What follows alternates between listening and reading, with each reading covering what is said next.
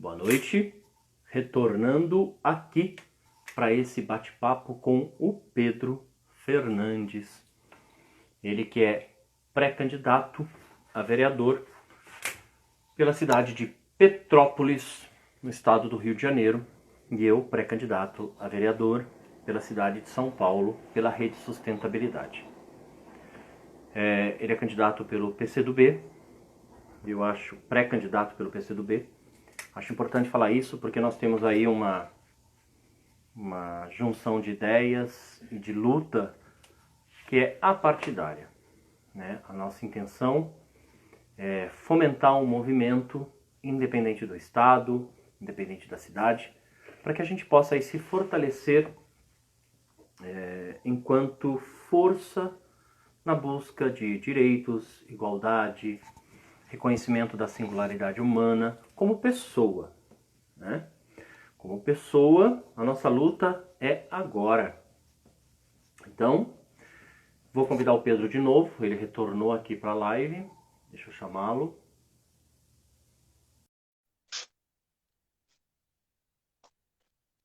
Só um momento. Oi, meu querido, voltamos. Tudo bom, Pedro? Tá me ouvindo agora? Agora eu tô. Nossa, que bom. Porque eu também troquei de Perce- aparelho. Você também trocou de aparelho. Pois é, eu tô usando o aparelho da minha mãe, que o meu não entra em live, não sei o que acontece, ele não entra. Enfim. Pedro, estava comentando anteriormente, retomo. Na verdade, nós dois nos convidamos para fazer essa live, né? Sim. E eu também falei sobre a admiração que eu tenho pelo seu trabalho. Acompanho a sua fala e acho que a gente tem muito para aprender um com o outro. Sim, com certeza. Como eu disse, né? é, eu vi uma live sua com a Ivone de Oliveira, eu considero uma grande amiga, apesar da gente não se conhecer pessoalmente, né? A gente só se conhece virtualmente. A gente escreveu um livro falando, um capítulo, na verdade, de um livro falando sobre sexualidade da pessoa com deficiência, né? A, sexualidade da pessoa com deficiência LGBT, especificamente falando, né? Que eu também sou pessoa com deficiência, tenho paralisia cerebral, com cognitivo preservado, sou LGBT, e a gente, a convite de um amigo nosso, né, que a gente conheceu também, convidou a gente para escrever esse capítulo. E desde então que eu vi essa live com a Ivone, eu falei, caraca, eu tenho que conhecer esse cara, eu tenho que conversar com ele, quero saber mais sobre ele. Eu acho muito significativo que essa via remota permita que pessoas que estão distantes, né, possam se complementar em seus pensamentos. E a gente aprendeu muito nesse período aí, embora se tenha essa tristeza de pessoas que perderam Sim, familiares em função do Covid, mas nós que ficamos em um período de isolamento e não passamos por essa tristeza na nossa família, mas é uma tristeza coletiva, sentir pelo outro, existe uma empatia dessa dor, em relação a essa dor, mas a gente acabou encontrando outros meios de estreitar laços, né? sim, com certeza. Eu acho que a gente aprendeu, né, nessa pandemia, está aprendendo, porque a gente está passando por ela, que a gente não pode, né, desassociar os laços e estreitar os laços, né? E a gente não, eu também sou artista, né? Sou ator de formação e eu falo que a arte, né? Ela está sendo muito usada nessa pandemia e ela precisa ser usada, ela deve ser usada, mas ela merece e deve ser valorizada também, né?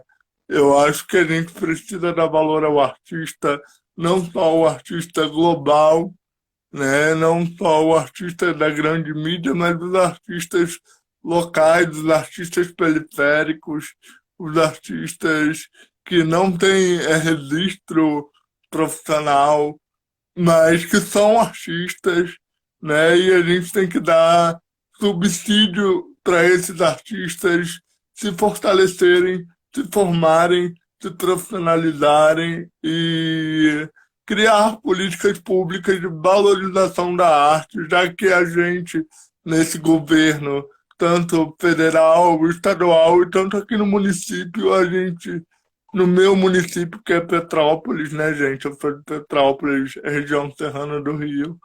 É, é, a classe artística é muito desrespeitada e muito desvalorizada, né?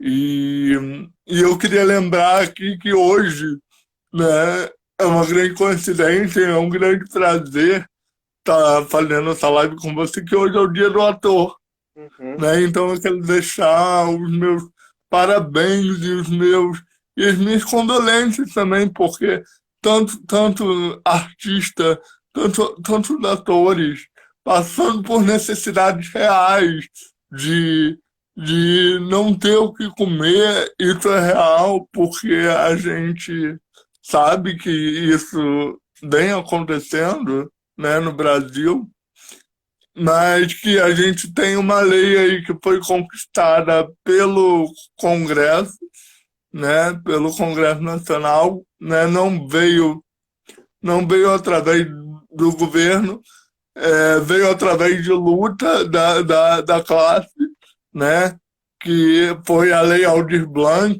que é uma lei promovida pela Jandira Fegali e a Benedita da Silva, né, que são duas mulheres muito fortes, muito potentes e muito batalhadoras. Inclusive a Jandira, ela é artista, né, ela é baterista, então ela sabe do valor que o artista tem e da dificuldade que ele vem passando nos últimos anos.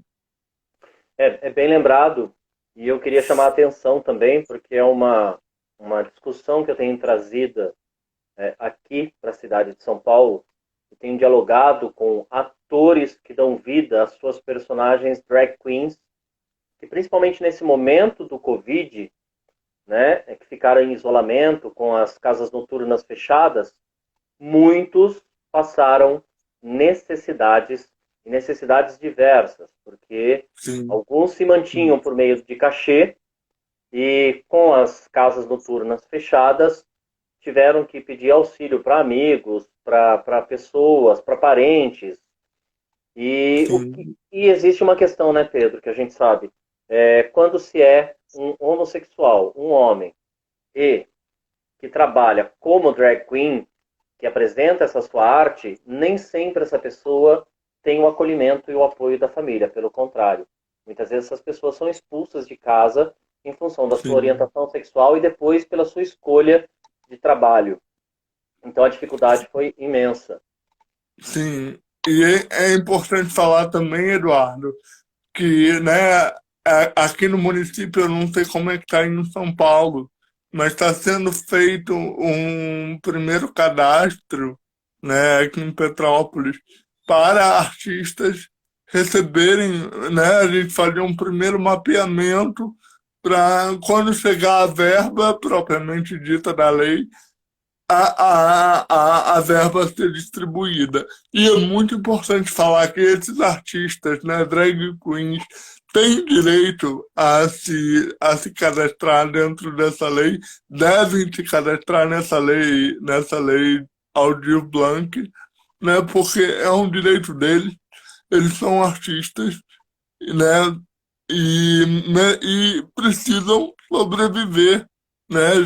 Já que, como você disse, as casas noturnas vão ser, né, o setor cultural como um todo, teatro, as casas noturnas vão ser o último segmento a voltar.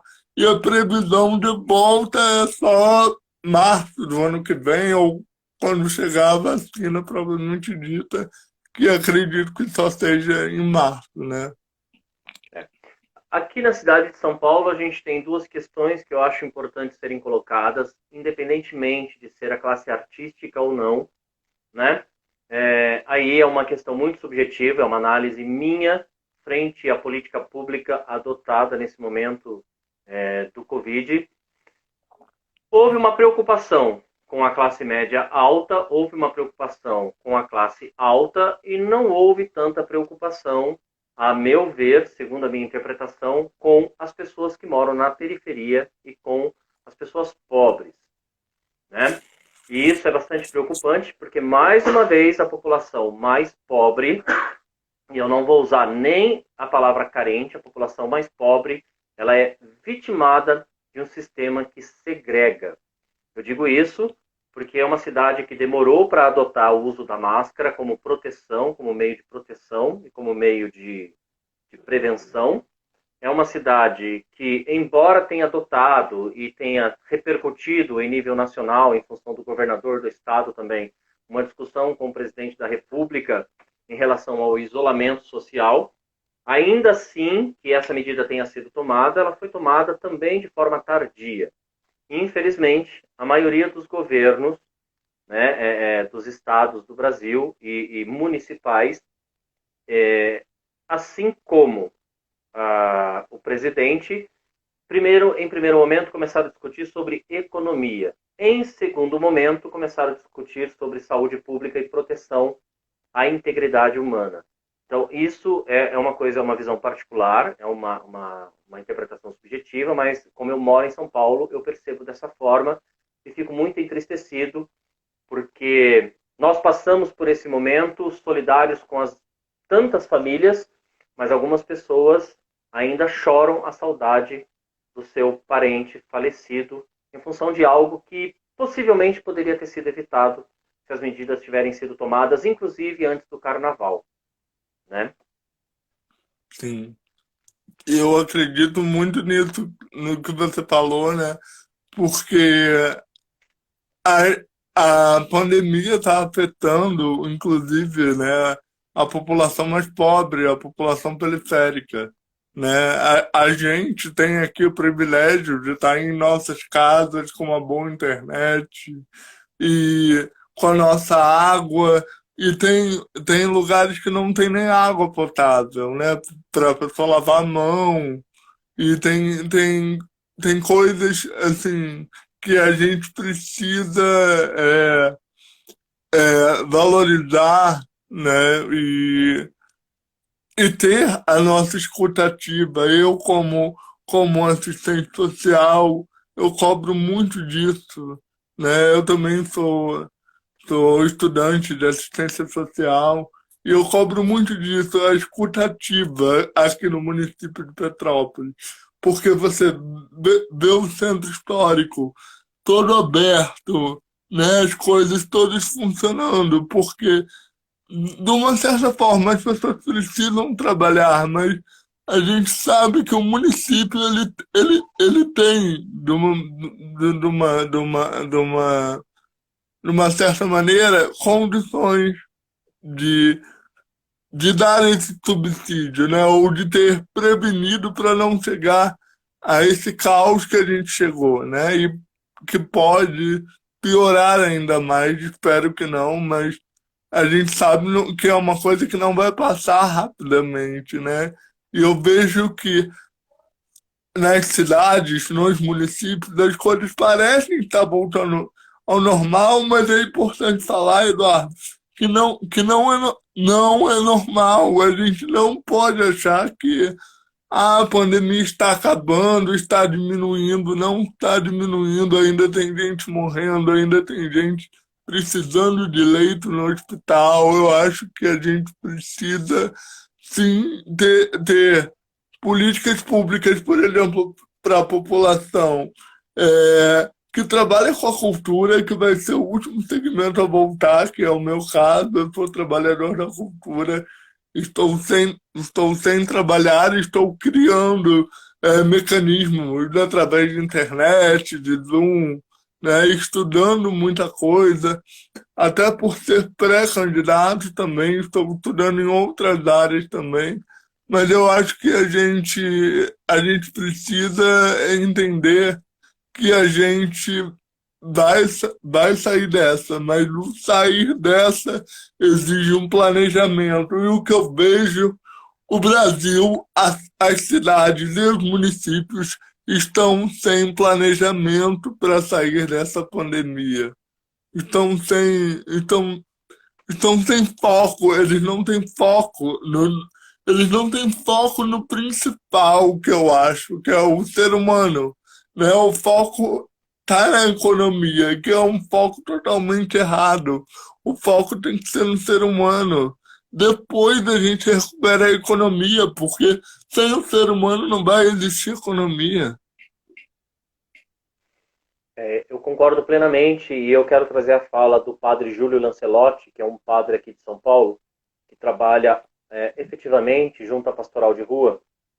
E no momento em que começaram a propor o isolamento social, uma pergunta que o padre Júlio Lancelotti fez foi: as pessoas que estão em situação de rua, com o governo e a prefeitura dizendo fiquem em casa, essas pessoas ficarão aonde?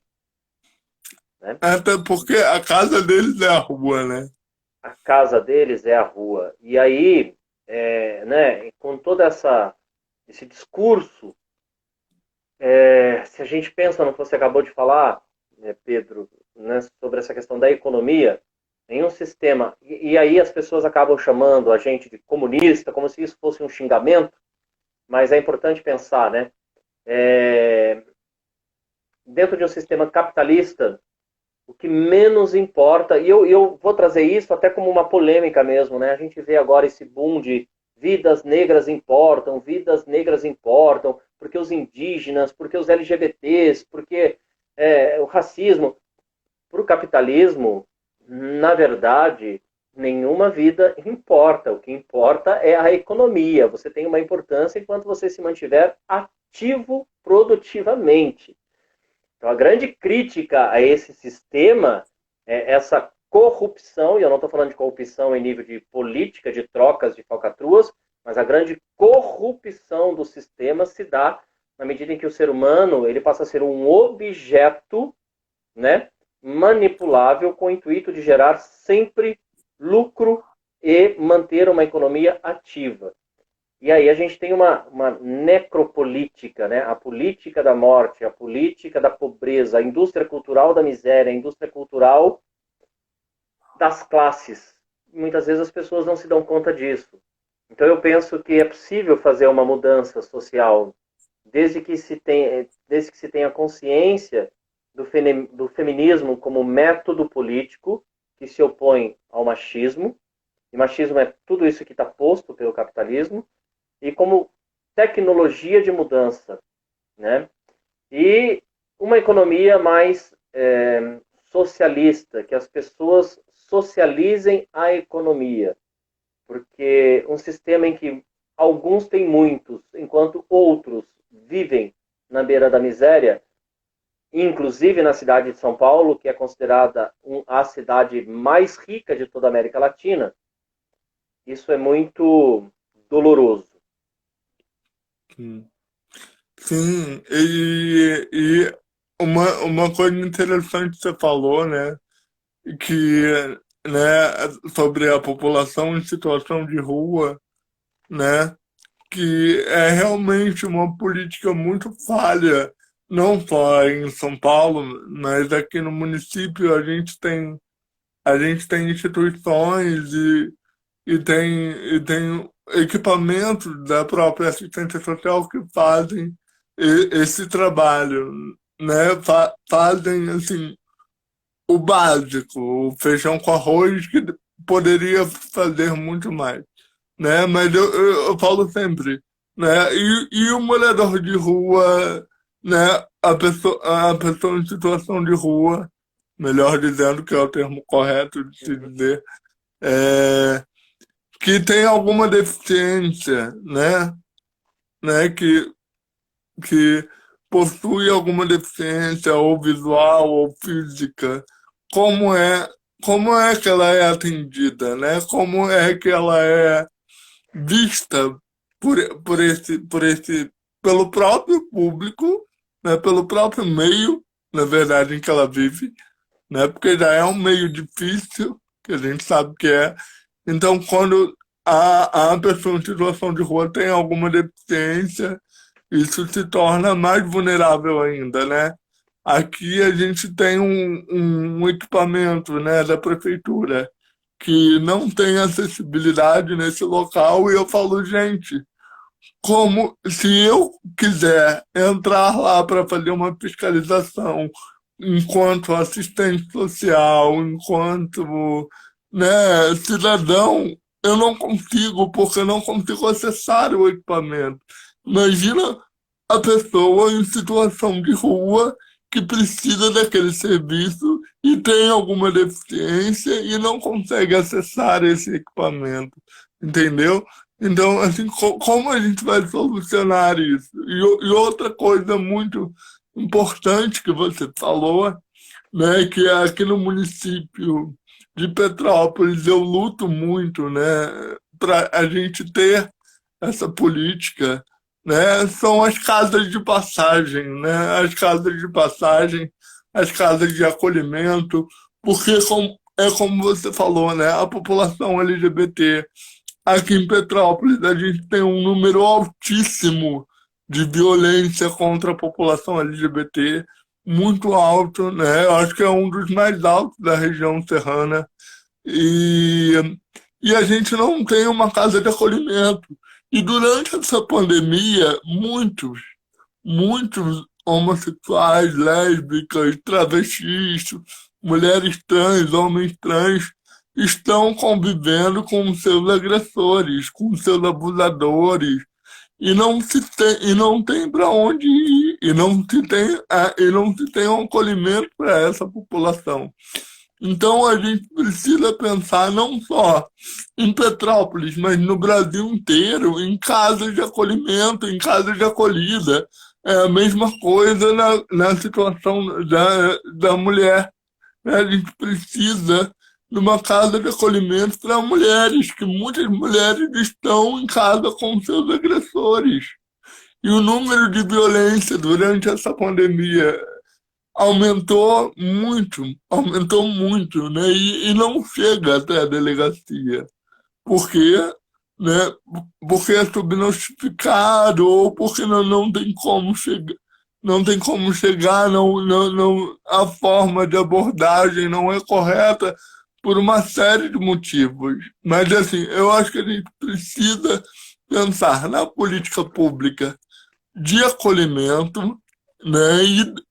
Inclusive, depois de inserir e empoderar, eu gosto muito dessa palavra, empoderamento, que empoderamento já é uma palavra que já está com nós, mas não é dado a nós, né? Ela já é nossa, porque todos nós temos uma espécie de empoderamento, todos nós somos empoderados por serem nós mesmos, mas, mas precisa ser dado a oportunidade, por exemplo, criando, né, política de cotas para a população trans, né, entrar nas universidades, porque a gente não pode mais aceitar que a população trans só pode ser cabeleireiro, só pode ser manicure.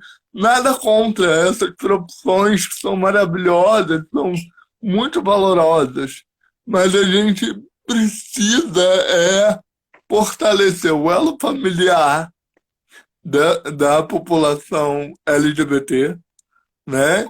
E criar políticas públicas de mecanismo de acesso, né? Tanto da população LGBT e tanto da população da pessoa com deficiência no mercado de trabalho, que a gente sabe que a gente tem uma LBI, que é a Lei Brasileira de Inclusão, que a gente não tem fiscalização sobre essa lei, a gente não sabe se ela é cumprida no Brasil inteiro, não temos estatisticamente, né, quantos pessoas com deficiências estão no mercado de trabalho, têm acesso ao ensino superior. Então a gente precisa, né, cobrar que isso é um direito. Isso não é um favor, Eduardo, é um direito que está em lei, e precisa e deve ser garantido. Você falou algo que eu acho muito importante. Eu quero já aproveitar essa live, se você me permite, Pedro, para falar que eu tenho observado muito a cidade de São Paulo já há muito tempo. E eu comecei a fazer pequenos vídeos de 30 segundos mostrando algumas precariedades no que significa, no que significa o respeito à diversidade humana. E quando eu falo diversidade humana, é porque eu sempre enxergo a deficiência no ambiente e não na pessoa. Se o ambiente estiver adequado para toda e qualquer diversidade, né, essa questão da deficiência denominada física, visual, auditiva, ela se dissolve. Por que eu estou falando isso? E a gente usa o termo pessoas com deficiências, é o mais recente, embora se proponha também pensar em pluralidade, singularidade humana na pluralidade, individualidade na pluralidade, etc. Porque a gente precisa de representatividade, a gente precisa trazer isso dentro de um texto, de uma narrativa, para poder ter visibilidade. Mas o que eu queria falar para você, Pedro? Eu me dei conta que as passarelas de São Paulo, que são vias públicas para que as pessoas tenham acesso de um lugar a outro, elas não têm piso tátil para pessoa cega. E ontem eu fui fazer uma sessão de fotos para um trabalho e passei passei pela passarela ali do Terminal Bandeira e percebi que se uma pessoa cega for atravessar aquela passarela, ela precisa ou pedir o auxílio de alguém, ou então ela tem que se guiar pelo corrimão. Entretanto, na parte mais alta da passarela, ela está rompida, ela está quebrada. Então, se a pessoa cega ou com baixa visão estiver se orientando por meio daquele corrimão, quando ela chegar naquela área em que não foi feita a manutenção e colocado só uma faixa de isolamento para uma pessoa cega com baixa visão não vai resolver. Ela pode ter uma queda e a óbito, porque ela vai cair no meio da avenida. E olha, e aí você vê uma administração pública que pensa no vidente, mas que não pensa na pluralidade da sua população. Porque, veja, nem a instalação de piso tátil, nem a manutenção urgente de uma área em que o espaço também deveria ter sido pensado para as pessoas cegas e com baixa visão. Então, é nesse momento que a gente vê, né, que essa questão do capacitismo está presente quando você não pensa aquele espaço para todas as pessoas. Quando você vê que não há piso tátil, que não há a preocupação com a manutenção de forma urgente, você pensa, esse espaço não foi projetado para pessoa cega ou com baixa visão. Logo, ela não deve estar aqui. Se ela não deve estar aqui, ela não pertence. E é esse pensamento que tem que ser mudado na educação, na sociedade e na política. Tem que pensar no todo. E também estou olhando muito atento à questão das rampas de acesso nas calçadas de São Paulo. São Paulo já é uma cidade complicada por conta da sua organização. E as rampas, pelo menos no bairro em que eu moro, aqui na Vila Ré, elas estão precárias. Então, uma pessoa cadeirante, ela não vai conseguir ter autonomia com a sua cadeira de roda em função da precariedade das rampas de acesso. Elas estão esburacadas, elas estão todas trincadas, elas não têm, né, elas não são feitas dentro do padrão correto, e isso é bastante preocupante, porque é uma população que fica fragilizada e que às vezes não sai de casa porque não tem condições por falta de acessibilidade. E é importante falar, né, Eduardo, que existe, né, uma regulamentação, ou seja, você não faz rampa do tamanho que você quer, sim, da forma que você quer e da cor, ou seja, que você quer. Porque, por exemplo, existe eu não sei de cabeça o tamanho que tem que ter, né? Mas existe uma regulamentação dentro da própria lei que você precisa fazer a rampa daquele tamanho, daquela altura, entende?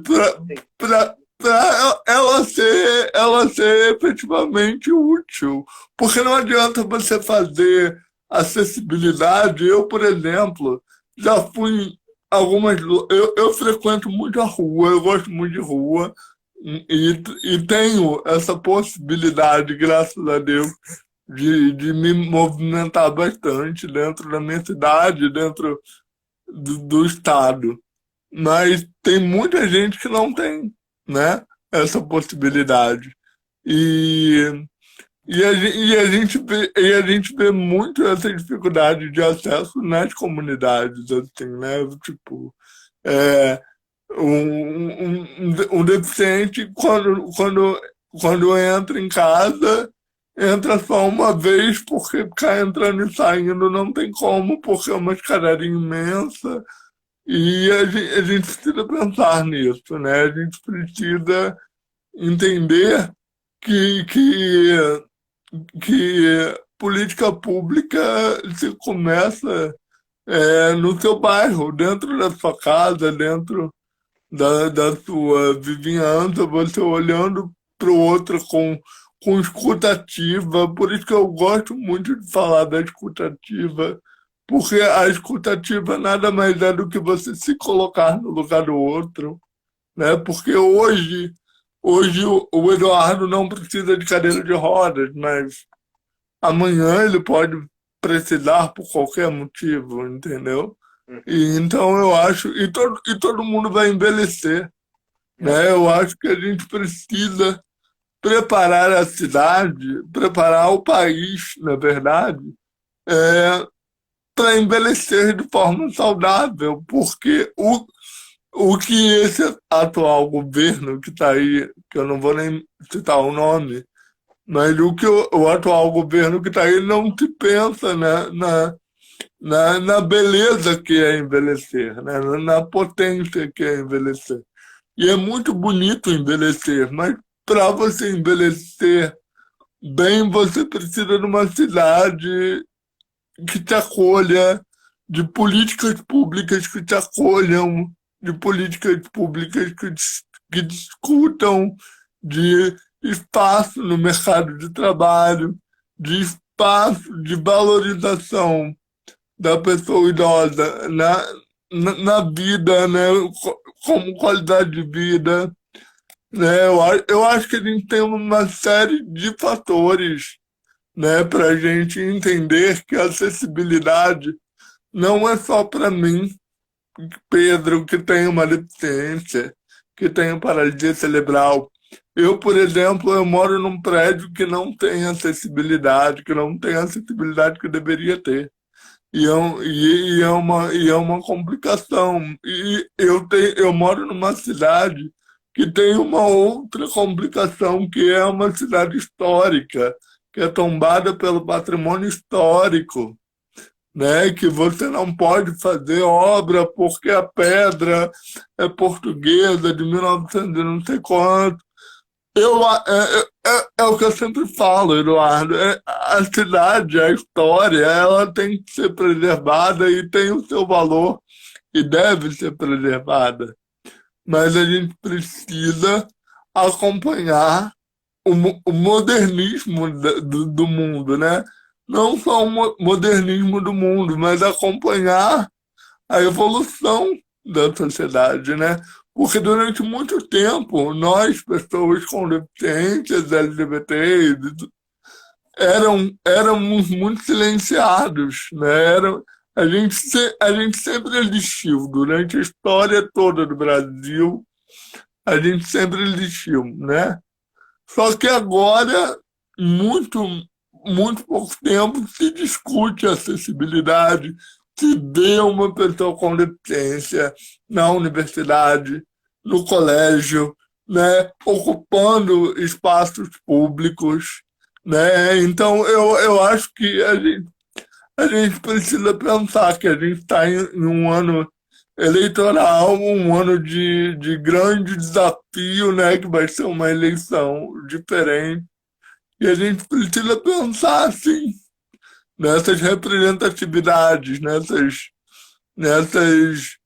pessoas, né? Não estou falando só de mim ou de qualquer que seja, mas eu acho que a gente precisa pensar e mostrar para as pessoas que a pessoa com deficiência ela é capaz, ela é um ser humano. Acima de tudo, ela é um ser humano. Acima de uma rampa, acima de uma cadeira de roda, ela é um ser humano pensante, ela é um ser humano que ama, ela é um ser humano que tem direito ao acesso à cultura, tem direito ao acesso à educação, tem direito ao acesso à saúde, né? Tem direito a ter uma vida sexual saudável, que é uma outra briga minha, que eu falo muito, né? Quando eu falo da vida sexual da pessoa com deficiência, né? Muita gente fala, oh, como assim, né? Você é LGBT e pessoa com deficiência, por que não, né, gente? Eu acho que o movimento LGBT durante muito tempo resistiu a essa pauta. Hoje em dia, né, a própria Ivone aí em São Paulo, ela é Ativista. uma guerreira, uma lutadora em colocar essa pauta, né? Colocou uma aula na parada gay de cadeirantes, que eu achei maravilhoso. E a gente tem que fazer isso mesmo, a gente tem que mostrar os nossos corpos, a gente tem que potencializar a pessoa com deficiência e mostrar que nós somos seres pensantes, que nós movimentamos a economia e que nós temos direito à vida. Pedro, eu queria trazer uma outra questão. Normalmente, quando se fala em políticas públicas inclusivas, voltadas para as pessoas com deficiências e toda a sua diversidade, eu queria muito que as pessoas que acompanham essa live pensassem também na existência das pessoas com nanismo, né? Porque, assim, não existe poltrona pública para atender as necessidades humanas das pessoas com nanismo. Nos teatros, nos cinemas, nas lanchonetes, no transporte público. E essas pessoas existem, elas estão aí. Eu conversei com o Fernando Vig, por exemplo, do Movimento Nanismo Brasil, e nós conversávamos exatamente sobre isso, né? Ele falou assim que algumas pessoas olham para ele, em função dele ser uma pessoa com nanismo, e pedem para tirar foto. Posso tirar foto? Posso te pegar no colo? Como se ele fosse, né, a atração da paisagem. Então, é um desrespeito, é uma desumanização, é uma falta de empatia, de sensibilidade com as necessidades humanas que estão presentes na diversidade. Então, é necessário que a gente tenha esse olhar e comece a entender que, se eu tenho um transporte público que atende uma cidade com milhões de habitantes e eu não penso, né, na porcentagem desses milhões, que são pessoas com nanismo, e no momento em que eu planejo o transporte público não penso nessas pessoas, então eu não tenho respeito pela condição humana.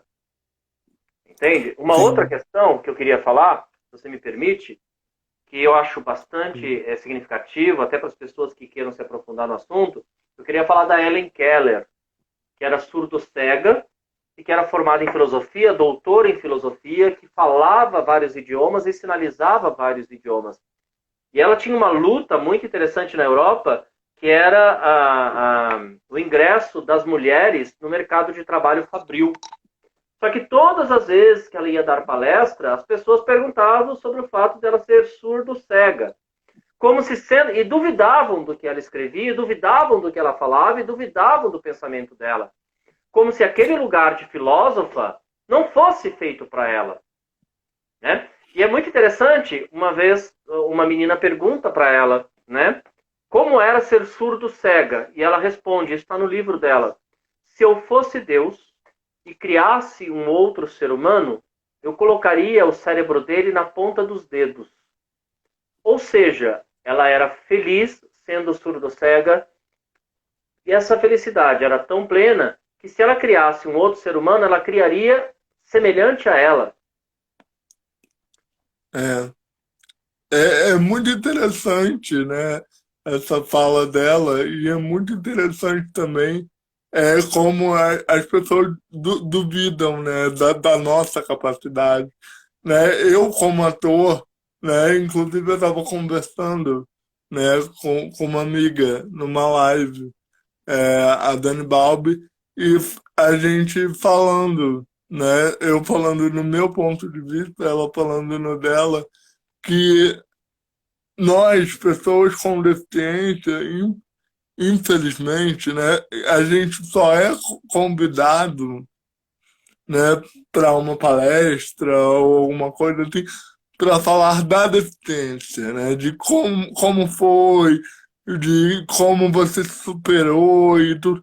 E a gente é muito mais além disso, né? E eu quanto artista, quanto, né, assistente social, eu faço tanta coisa que eu acho que tipo, a deficiência, né? Ela é parte, mas assim, ela não é o todo, entende? Uhum. E quando você falou do seu amigo que tem nanismo, né? Que o pessoal pede para tirar foto, e é realmente isso, sabe? Vira um local de chacota, ou então o deficiente, a pessoa com deficiência só pode fazer comédia, falando no meu caso, que é ator, por exemplo, né? Não pode fazer um drama, ou pode fazer um drama, mas o drama tem que encaixar a deficiência de alguma forma, ou o LGBT tem que falar de como é ruim sofrer uma agressão sendo LGBT. E eu acho que a gente precisa, né, pensar mais fora da casinha e entender que é importante, sim, é, ter na novela, tipo, ter na novela, ter atores representando papéis LGBTs, atores que realmente sejam LGBTs, mas também é importante que a gente tenha a oportunidade de fazer o vilão, o mocinho da novela, que não necessariamente seja LGBT, que não necessariamente seja pessoa com deficiência, que não necessariamente seja com nanismo, entendeu? Ou cego, entendeu? Eu acho assim que a gente precisa, né? É uma luta que, Eduardo, que não vai se esgotar, eu acho, mas a gente precisa falar, sim, desses assuntos de acessibilidade, de políticas públicas, porque é para a nossa população, porque realmente está em pauta, realmente ela não existe, ela é falha, mas eu quero chegar num momento de que eu, Pedro Fernandes, posso falar de uma pesquisa que eu fiz sobre Guimarães Rosa, entendeu? Tipo, e sem linkar com a pessoa com deficiência, sem linkar que é um deficiente. Eu quero o Pedro Fernandes, um dia um ator, representando um papel de um mocinho que não precisa ser de- não precisa ser deficiente, entendeu? Não precisa colocar em pauta a deficiência, assim, entendeu? Colocar de uma maneira que eu digo assim, pejorativa às vezes, porque é meu corpo, vai estar ali, entendeu? Meu corpo não vai mudar, meu corpo é esse, as pessoas vão ver, mas que a gente não precise ficar enfatizando o tema o tempo todo só nisso, entendeu? Uhum. Eu acho que a gente é muito mais além disso, né? Inclusive, inclusive na arte, na vida, assim, né? Na medicina, temos, temos pessoas transmédicas, temos pessoas trans, professoras, inclusive, entendeu? Eu vi uma fala da Dani Balbi, que eu vou até usar aqui, que ela fala, muita gente me convida para. Ela é escritora, e ela fala, muita gente me convida para escrever sobre, sobre o meu processo de transição e como é que foi. Eu não escrevo, porque senão vão me colocar dentro de uma caixinha novamente. Vamos colocar de uma segmentação. Eu quero escrever sobre a obra de Guimarães Rosa, a obra de, de Paulinho Mosca, seja qual for, entendeu? Eu acho que a gente precisa também enxergar além. E o enxergar além também dentro da política pública, né? Porque a gente segmenta, né?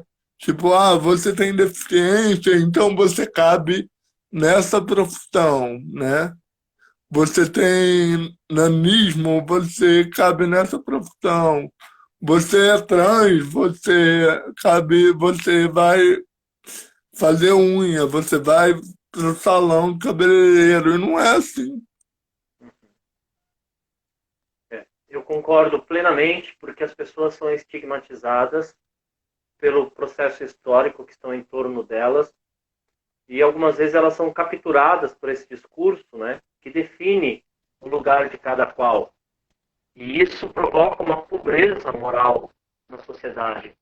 Porque, e também penso, Pedro, que a gente tem que estar muito atento, sabe? Porque nesse momento de pré-campanha, no momento da campanha, muita gente se preocupa com a população LGBTQIA+, muita gente se preocupa com os cadeirantes, surdos, cegos, com o intuito eleitoreiro. Porque a gente acompanha, Sim. às vezes, o diálogo, são pessoas que, nesse momento, resolveram falar a respeito, né? De forma desesperada, sem conhecimento, e isso me entristece bastante, né? Porque isso não deve ser uma bandeira eleitoreira, isso deve ser uma Exatamente. luta de história, né? Então, que as pessoas conheçam a biografia das pessoas que falam sobre esses assuntos e vejam há quanto tempo, né, elas estão aí lutando, vivendo, pensando, criticando, construindo, desconstruindo juntas, porque não é algo fácil, né? As pessoas, eu acho importante falar isso, assim, eu fui reprovado na escola há 5 anos, eu tive muita dificuldade na escola porque eu tinha oxigenação curta e acelerada quando criança. Eu tive 2 acidentes no mesmo ano que foram bastante é, complicados. E até hoje eu não sei se a oxigenação curta e acelerada no cérebro, que é chamada de disritmia cerebral, se isso foi que provocou o acidente ou se o acidente provocou essa questão na oxigenação. E eu tomei medicamento durante muitos anos, Tegretol, Psicoglut, imagina, e eram vários medicamentos. Em alguns momentos na escola eu ficava extremamente sonolento, eu não conseguia escrever, e eu era um problema na escola. Minha mãe vivia na escola, e eu não suportava a escola. A escola foi o pior lugar da minha vida, e eu tenho que falar isso para as pessoas. Porque as pessoas às vezes olham o meu currículo e falam, mas você tem pós-doutorado, isso. Gente, com muito sofrimento, porque aos 17 anos eu acreditei que eu era burro. E se você pegar meu histórico, eu sempre fui aprovado pelo conselho em matemática. E eu falo para as pessoas, a matemática no meu cérebro, ela opera de uma forma por importância de sobrevivência, porque eu tenho muita dificuldade em matemática até hoje, entende? E as pessoas às vezes se irritam quando eu falo isso, elas não acreditam, porque eu faço questão de falar isso para as pessoas entenderem que o fato de você ter uma graduação, 2 graduações, você ter título, isso, aquilo, isso não muda a sua condição humana, não muda você enquanto ser Sim. humano, isso não faz de você um expert em todos os assuntos e não faz de você uma pessoa que tenha desenvolvido todas as habilidades. Não é assim. Esse é um discurso falho, é um discurso pobre, vendido pela academia como se as pessoas fossem uma autoridade. Não é. Não é. Se a nossa graduação, se a nossa titulação não fizer a gente um ser humano melhor, ela nada vale. Então, eu acho importante falar isso porque sempre foi muito difícil, né, eu permanecer na escola, e ainda mais sendo gay, sabendo que eu era gay. Então, tinha essa questão da oxigenação, e eu me percebia gay. E a escola também não me representava, entende? E, e ainda hoje, eu tenho muita dificuldade, assim, de fazer uso da coordenação motora fina quando a escrita é manual, principalmente em momentos, o meu grau de ansiedade, ele se eleva bastante, Isso provoca em mim uma certa dificuldade. E é muito difícil você explicar isso para as pessoas, né? sim. E uma vez uma pessoa falou, esse negócio com a matemática você deve ter descalculia. Eu falei, eu não tenho nada. Não vem você me colocar um laudo porque eu não quero ter nada. Eu sou assim, vivo assim, sou feliz e pronto. Eu só falo, tem dificuldade com matemática. Entende? Mas também foi difícil para mim chegar a esse ponto e falar, não vem dizer o que eu sou. Não vem dizer que o fato de eu não conseguir ler faz de mim uma pessoa disléxica. Ou o fato de eu não saber matemática faz de mim uma pessoa com descalculia. Eu sou o Eduardo.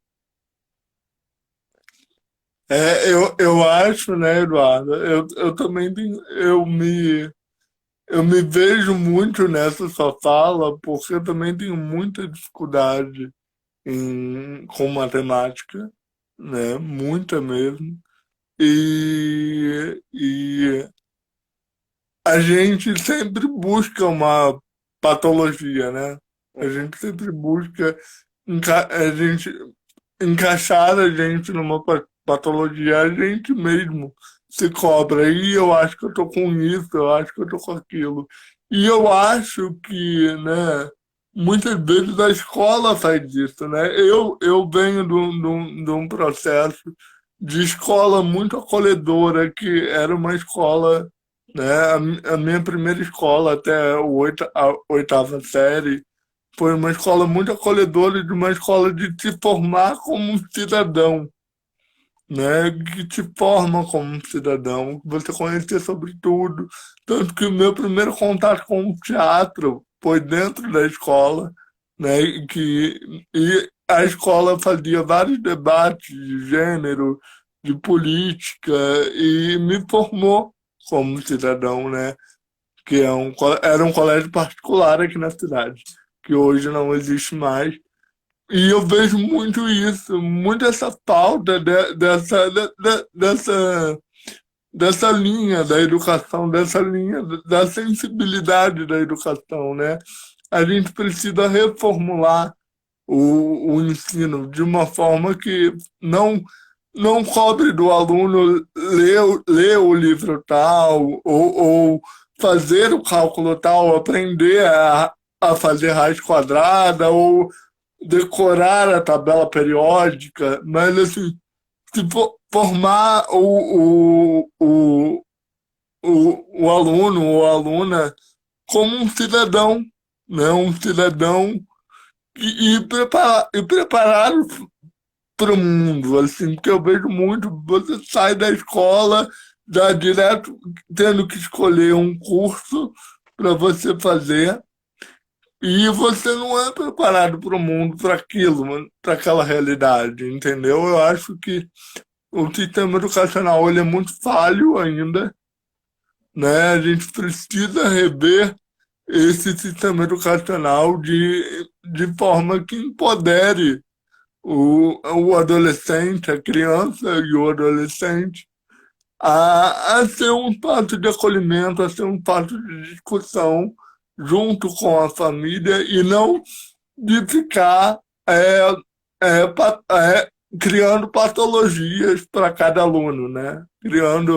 Especificando o ensino para cada aluno e criando uma possibilidade de ensino coletivo, mas um ensino coletivo de uma forma que seja coletivo como cidadão para o Brasil, né? Você falou, né, das pessoas que lembram das datas que usam, né, nós, pessoas com deficiência, LGBT, de forma eleitoreira, apenas em alguma data. Eu me decidi tornar candidato, uma das decisões de me tornar pré-candidato foi por conta disso, porque eu cansei de trabalhar para vereadores aqui na minha cidade, né? Eu trabalhei para uma vereadora aqui na minha cidade que foi eleita, né? Está eleita, mas que usou, né? E a pauta da deficiência para se eleger, né? Então, e não fez nada para a classe em si, né? Ela até tem uma filha com deficiência, enfim. Mas isso não quer, não quer dizer nada, porque, ou seja, ela usou, né, da história dela e, e se elegeu em cima de uma pauta que tem uma série de demandas dentro da educação, da saúde, da cultura, que, que não, que não, que não abraçou. Ou seja, só abraça em uma data, ou só abraça no 11 de outubro, ou no 3 de dezembro, que é o Dia Nacional da Pessoa com Deficiência Física, né? Então, a minha decisão de me tornar candidato, né? Eu estou vindo candidato pelo PCdoB, Partido Comunista do Brasil, aqui na minha cidade, que é Petrópolis. Por isso, eu cansei de ser silenciado, eu cansei de não ser ouvido, tanto nos segmentos que eu faço parte, né?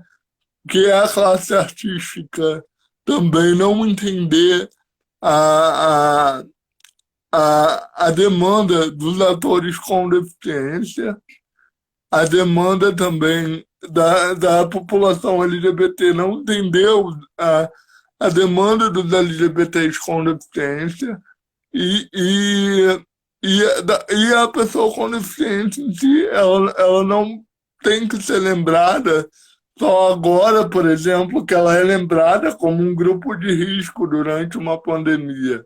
Ela tem que ser lembrada sempre, ela Bem, tem que ser incluída sempre na política pública, né? Pedro, a gente chegou aí nos nossos minutos finais, acho que falta 2 minutos, o Instagram ele acaba encerrando e a gente cai. Então eu Ah, uma queria, pena. verdade, mas assim, a gente tinha tanta coisa para falar também, mas foi tão bom esse papo e eu quero agradecer muitíssimo por esse diálogo. A gente vai continuar conversando pelo WhatsApp e outras lives. E eu quero muito, olha, um beijo no seu coração. Aí em Beijo, Petrópolis, meu querido. sinta-se abraçado. E queria que você desse o tchau e a sua consideração final aí, porque daí se cair, a gente já sabe que foi por conta do Instagram. Por favor. Gente, eu quero agradecer quem acompanhou a gente até agora. Me sigam aí nas redes sociais para acompanhar o meu trabalho, a minha luta. E tamo junto, viu? Se cuidem, fiquem em casa e saúde para todos nós. E obrigado pelo convite. Beijo, meu querido. E olha, você aí em Petrópolis, eu aqui em São Paulo, que nós Mas eu vou possamos, aí te visitar, hein? com Eu certeza, vou aí. junto com a Ivone também, né? Porque eu adorei falar com ela e a gente tem Vou, com mantido certeza. um relacionamento de engrandecimento, né? De aprendizado mútuo. E assim, que a gente possa, apesar da distância, que a nossa voz se encontre e seja engrandecida nessa luta e que ela possa reverberar aí pelo Brasil afora, para que a gente tenha uma sociedade mais humana, mais digna, mais leal, né? E respeitosa. Meu Com querido, certeza, meu querido. Sorte e saúde para nós na luta, sempre. tchau, pessoal. Tchau, Pedro. Beijo. Obrigado, gente.